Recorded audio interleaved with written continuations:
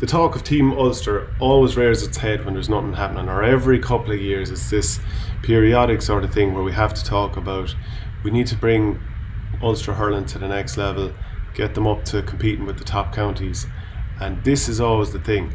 Like, we don't hear about a Team Connacht, and I mean obviously Galway are the only team that are truly competitive at a Liam McCarthy level there, but it's always this Team Ulster thing.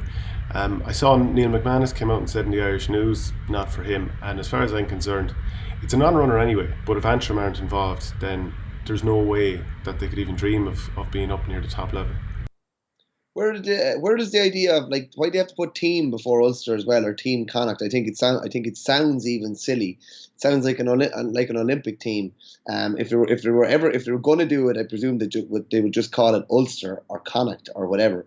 Team Ulster. That's not in any way related to the GAA. There's loads of questions. Like, obviously you said if Antrim aren't forward and some of Antrim's like major players aren't forward, then like the heart of the biggest county within Ulster and the one who's going to have at least 50% of the representation isn't in it. So then you think it's going to fail before it starts. Like, what way does this work? Is this like going to be like a divisional team in a county? Are they going to train with their own club and then like train like once a week with Ulster or whatever we're calling it? If that's the case, that's not going to work either, because you're coming up against other counties that are training 4 or 5 nights a week for 9 months of the year. A team that's patched together or thrown together, that's exactly what it will look like. And you can have 15 brilliant hurlers in Ulster and put them out on the pitch, but if they've never played together and they don't know how each other play and they're not training together, that won't work. So, like, is it Ulster ahead of all the individual counties, or are they playing with their individual counties and coming and representing Ulster as a representative team, which I don't think will work at the higher level? It just won't work against the bigger teams. Or are they, are the best, the cream of the crop from those counties picked and put on this Ulster squad, and then they're not with their counties anymore? Because if they're not with their counties, then their counties are going to suffer. So you're just going to have the elite. So you're going to have 4 or 5 players from Down, and then like, what's the incentive for the number 25 with Down to play? What's the incentive for the younger players? Are they striving to play for Down, or are they striving to play for Ulster? There's so many questions with this. It's been floated for a long time. I know Donal Cusack and other people have thrown it out there. I just think it's a very kind of a flippant thing to throw out. Oh, Ulster should be playing together or whatever.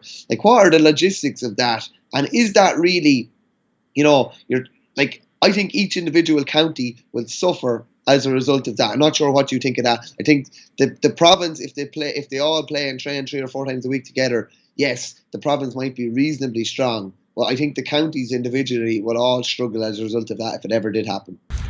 Look, I just think it's a silly idea anyway.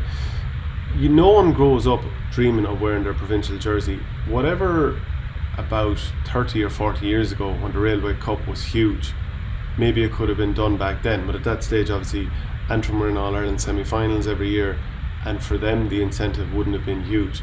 I think everyone grows up dreaming of wearing their county jersey.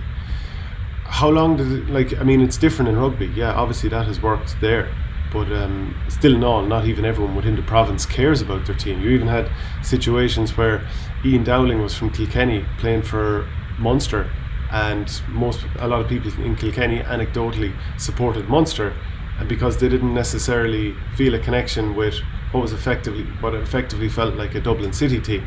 So a place that is geographically as vast as Ulster, the idea that you could pull everyone together, I just don't know if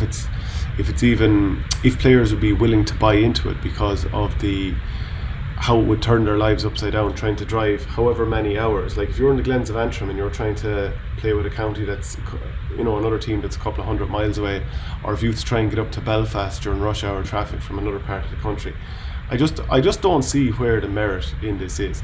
For them to compete, for any provincial team, whether it's a Connacht team or an Ulster team, to compete, you would have to be training the same amount of times as current inter-county teams are.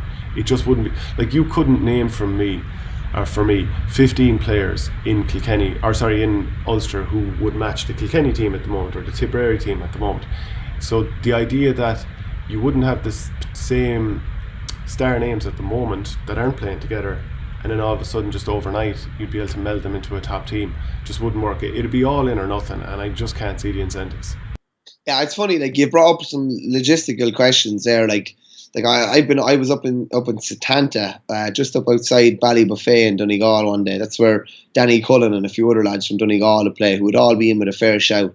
Like that's a million miles from Belfast, and it's a long, long way. Where are they going to train? Who's going to be over the team?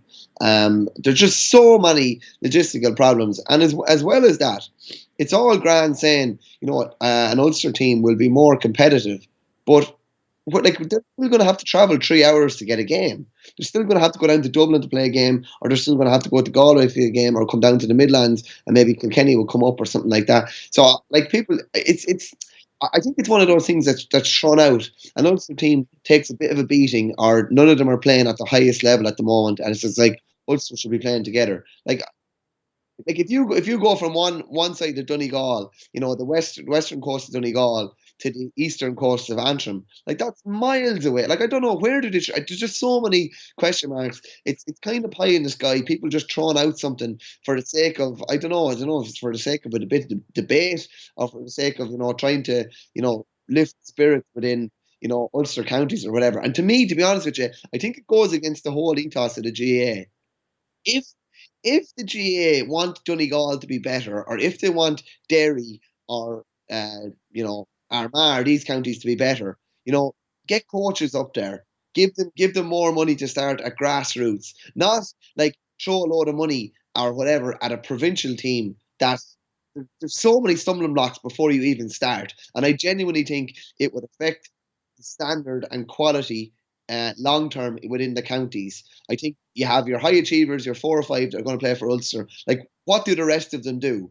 What did the rest of them do? I'd have serious question marks over that. And as you say, the amount of preparation that goes into a county team, it would not be physically possible for this team to be really competitive, realistically competitive with other top county teams, unless they're training with them solely. And then it comes back to, right, if you're playing for Ulster, are you playing for your county? And what's the story with your club then?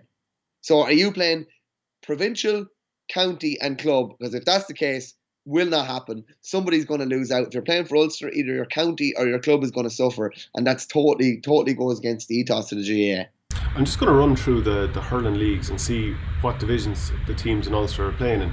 So Antrim, this was as things stand in the 2020 league. They were top of Division 2A.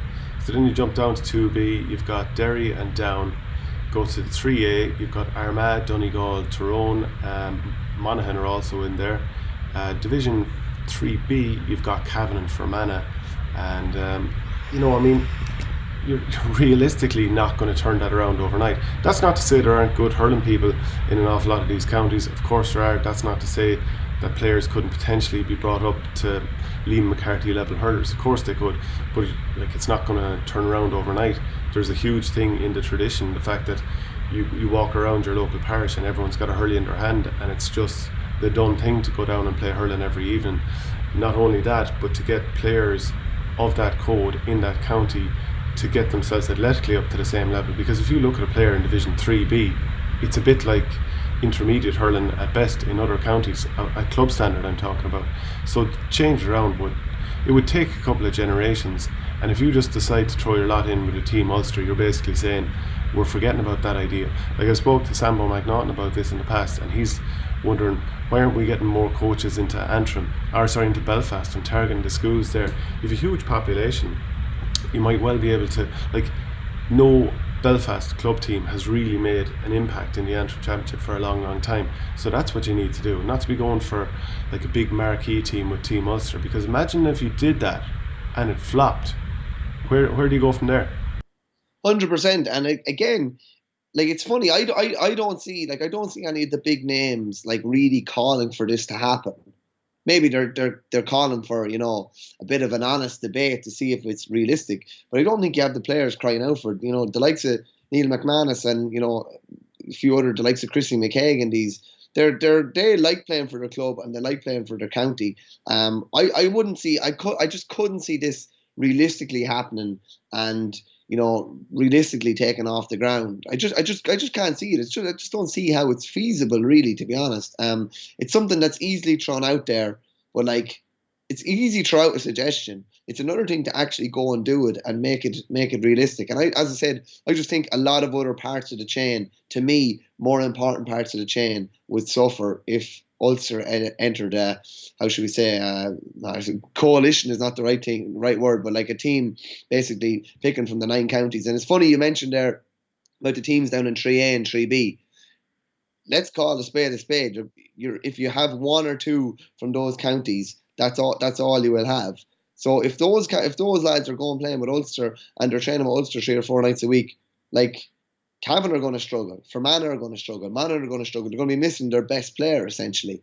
So I just don't think it's feasible at all. But like, you never see in Gaelic football, let's band together a lot of these county teams that are, let's say, ranked, I don't know, somewhere between 20 and 32, and say, let's make a divisional team out of these, or a provincial team out of these. Because a lot of the teams that are down at that level in Gaelic football, let's say the team ranked 30 or 31st or whatever, they're as far away, like in football, from Dublin as the team in Division 3B at the bottom are in hurling. I mean, and that's the reality of it. This seems to be a hurling specific thing, but like, there are so many counties in Gaelic football that are just not even being mapped. 100%. If you want to improve hurling in Ulster, get coaches up there and try and get hurling moving in clubs that it's not traditionally strong in. We all know, like, the Cushendalls and the Loch Eels in Antrim, and your Portaferries and Ballycrans in Down. But number one, try and make it stronger in all those clubs. I'm not saying it's strong already; it is very strong in those clubs. But try and get other clubs involved as well. We just need more people playing hurling. I don't think this idea promotes that. I think it promotes elitism. I think it promotes the best of the best, and I think everybody else will get left behind.